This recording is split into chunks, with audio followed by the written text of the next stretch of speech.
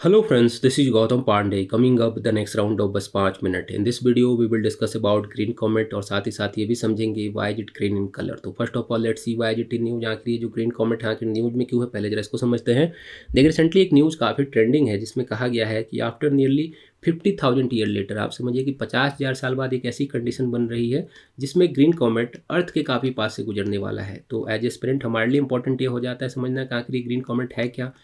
तो इस वीडियो में हम इसी ग्रीन कॉमेट से रिलेटेड उन सारी इंपॉर्टेंट बातों को डिस्कस करेंगे जो हमारे एग्जामिनेशन पॉइंट ऑफ व्यू से इंपॉर्टेंट हो जाते हैं, और साथ ही साथ ये भी समझेंगे why is it green in colour. इसका जो कलर है ग्रीन क्यों है ये समझना हमारे लिए जरूरी हो जाता है, क्योंकि बिकॉज अभी तक क्या होता था कि हम जैसे ही कॉमेट से रिलेटेड बातें पढ़ते हैं हमने क्या देखा है, जनरली इसका कलर ब्लूइश होता है या वाइटिश होता है, जैसा कि आप इमेज में भी देख सकते हैं। बट इसका कलर ग्रीन क्यों है ये समझना भी हमारे लिए जरूरी हो जाता है। तो फर्स्ट ऑफ ऑल अगर हम न्यूज़ को देखते हैं तो अकॉर्डिंग टू नासा ये जो ग्रीन कॉमेट है इसे नदर्न हेमिस्फीयर में जो जैन का मंथ चल रहा है करंट में उसमें अर्ली मॉर्निंग में देखा जा सकता है। एंड जो सदर्न हेमिस्फीयर है यहाँ पर फरवरी के फर्स्ट वीक में इसे देखा जा सकता है, मीन्स 3-4 तारीख को यहाँ पर इसे देखा जा सकता है।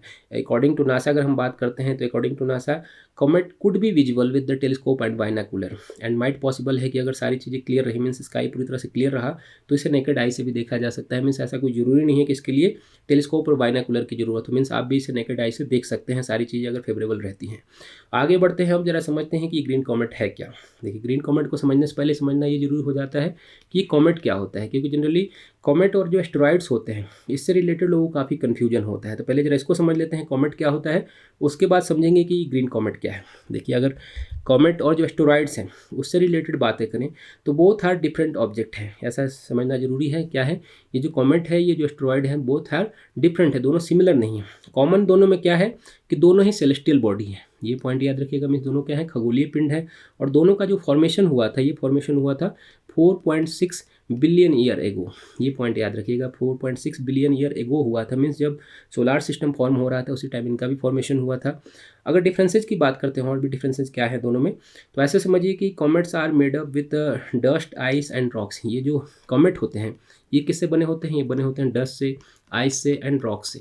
एंड जो ये एस्टेरॉइड्स होते हैं ये जनरली बने होते हैं रॉकी मटेरियल से एंड जो मेटल्स होते हैं इससे। मीन्स दोनों के फॉर्मेशन टाइम भले ही एक है बट दोनों का क्या है, मटेरियल अलग अलग चीज़ों से बनी हुई है। मीन्स कॉमेट जिसकी हम बात कर रहे हैं ये बना हुआ है डस्ट से, आइस से एंड रॉक से। तो बिल्कुल भी कन्फ्यूजन नहीं होना है।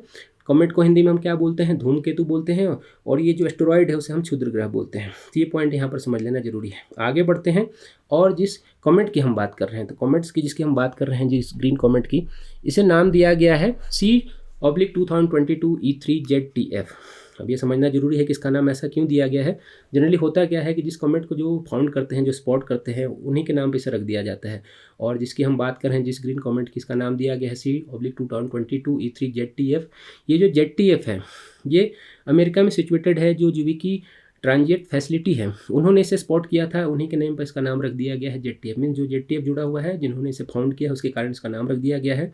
तो अब जरा हम ये समझते हैं कि ये जो कॉमेट की बात कर रहे हैं जिसकी हम ग्रीन कॉमेट की, वो दिखने में ग्रीन है, इसका कलर ग्रीन क्यों है ये समझ लेते हैं। ठीक है, सिंस वी ऑलरेडी डिस्कस की जो कॉमेट होते हैं वो फ्रोजन रॉकी और गैस फील्ड ऑब्जेक्ट होते हैं, हमने ऑलरेडी डिस्कस कर लिया।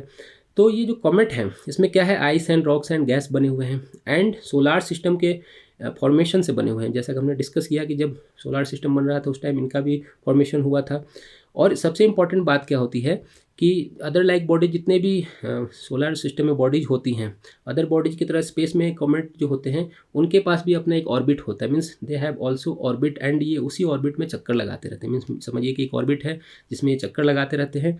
And due to their composition, जब वो इस पाथ पर चक्कर लगा रहे होते हैं तो वो अपने पीछे कुछ लाइट छोड़ देते हैं, जैसा कि आप इमेज में देख सकते हैं। जैसे ये आप देख रहे हैं जिसे हम टेल कहते हैं, जो कहा जाता है ना धूमकेतु का पूछ है। मीन्स जो कॉमेट का पूछ कहा जाता है, ये पूछ को कहते हैं जो पीछे लाइट छोड़ रहे होते हैं। कभी कभी क्या होता है, ये कॉमेट जो होते हैं ये चक्कर लगाते लगाते सन की ग्रेविटी के कारण सन के काफ़ी करीब आ जाते हैं। सन मान लीजिए ये सन रहा, इसके काफ़ी करीब आ जाते हैं, यहाँ पे आ गए।